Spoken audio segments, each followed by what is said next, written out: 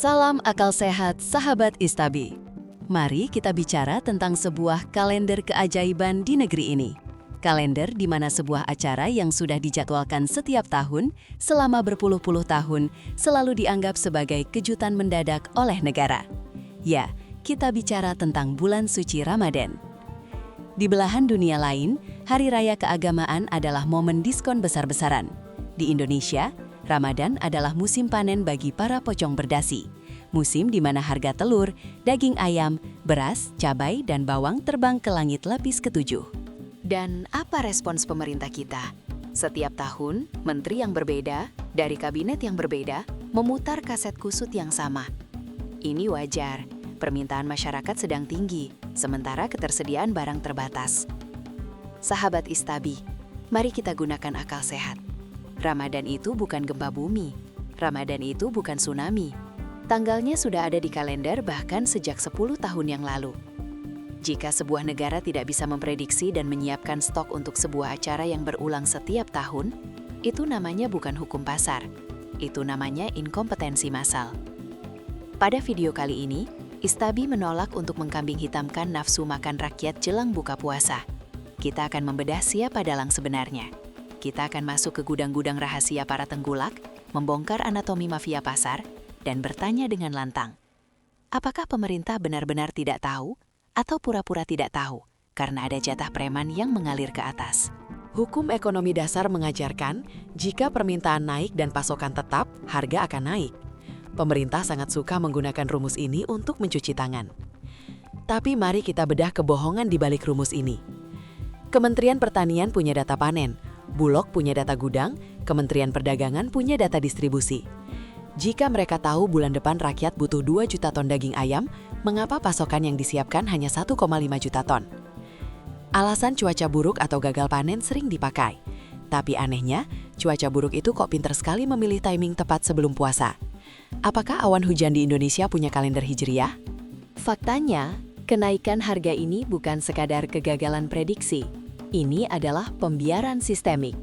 Pemerintah bertindak seperti pemadam kebakaran yang baru sibuk mencari selang air ketika rumah sudah setengah hangus. Operasi pasar yang sering dibanggakan kepala daerah itu hanyalah pil parasetamol untuk penyakit kanker. Menjual beras murah di kelurahan selama 2 hari tidak akan menghancurkan struktur monopoli harga yang sudah dibangun oleh kartel selama berbulan-bulan. Lalu, siapa yang bermain? Selamat datang di dunia gelap tata niaga pangan kita. Dunia yang dikuasai oleh tengkulak dan mafia pasar. Bagaimana cara kerjanya? Sangat rapi dan terstruktur. Fase 1. Pencekikan petani. Jauh hari sebelum puasa, saat masa panen, harga di tingkat petani dihancurkan. Tengkulak besar menguasai jalur distribusi dan transportasi.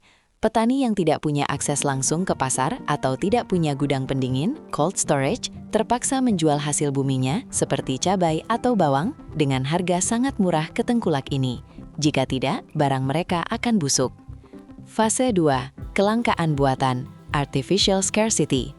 Barang yang dibeli murah itu tidak langsung dilempar ke pasar. Mafia ini menyimpannya di gudang-gudang raksasa yang tidak tersentuh radar. Mereka sengaja mencekik keran pasokan ke pasar tradisional.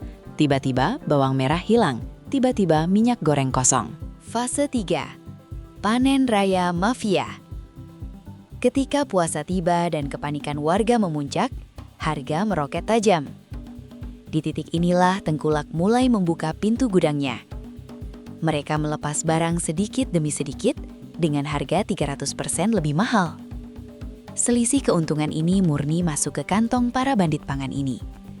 Petani tetap miskin, rakyat makin melarat, mafia beli mobil sport baru. Ini bukan hukum alam. Ini adalah desain monopoli yang kejam. Pertanyaan paling mendasar, di mana instrumen negara? Kita punya Satgas Pangan Polri, kita punya KPPU, Komisi Pengawas Persaingan Usaha. Terkadang kita melihat berita Satgas Pangan menggerebek gudang. Tapi perhatikan baik-baik, yang ditangkap seringkali hanya pemain kelas 3. Pengecer besar bukan bapak kosnya. Oligarki pangan yang sesungguhnya duduk manis bermain golf, tidak pernah tersentuh hukum. Mengapa? Karena jaringan mafia ini memiliki pelindung, backing. Mereka membiayai kampanye politik lokal hingga nasional. Mereka punya akses ke ring 1. Dan disinilah letak ironi terburuknya. Solusi impor.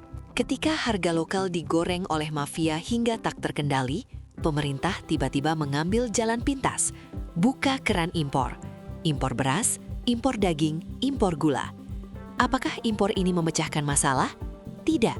Impor justru menciptakan jenis mafia baru, mafia kuota impor. Para pemburu rente, rent seekers, yang berebut lisensi impor di kementerian, mendapat untung triliunan dari selisih harga luar negeri dan dalam negeri. Jadi, kelangkaan buatan di dalam negeri seringkali memang diciptakan agar pemerintah punya alasan rasional untuk mengeluarkan surat izin impor. Ini adalah konspirasi tingkat dewa yang membunuh petani lokal kita secara perlahan. Sahabat Istabi, kita telah membongkar kebusukan yang diwariskan dari tahun ke tahun ini. Menyalahkan rakyat yang banyak makan saat sahur dan berbuka adalah penghinaan terhadap logika. Alasan klasik pemerintah itu harus kita buang ke tong sampah sejarah. Jika pemerintah benar-benar hadir, solusinya sangat jelas. 1. BUMN pangan, seperti Bulog dan ID Food, tidak boleh cuma jadi penonton atau tukang stempel impor. Mereka harus menjadi preman terkuat di pasar. Negara harus menguasai minimal 30% pangsa pasar bahan pokok dari hulu, petani, ke hilir untuk memutus rantai tengkulak. 2. Sanksi pidana pemiskinan TPPU bagi mafia pangan. Jangan cuma sidak gudang lalu disita. Kejar aliran dananya, miskinkan pemiliknya. Kejahatan pangan setara dengan kejahatan terorisme, karena mereka menteror isi perut ratusan juta rakyat. Bangun cold storage, gudang pendingin di setiap sentra pertanian, agar petani tidak terpaksa menjual murah hasil panen mereka saat tengkulak memeras. Bulan suci harusnya dihiasi dengan kehusyukan, bukan dengan tangisan ibu-ibu di lorong pasar tradisional. Berhentilah memutar kaset kusut. Negara tidak boleh kalah oleh segelintir bandit berdasi. Saya Istabi, mengawasi piring makan Anda dari tangan-tangan serakah. Salam akal sehat.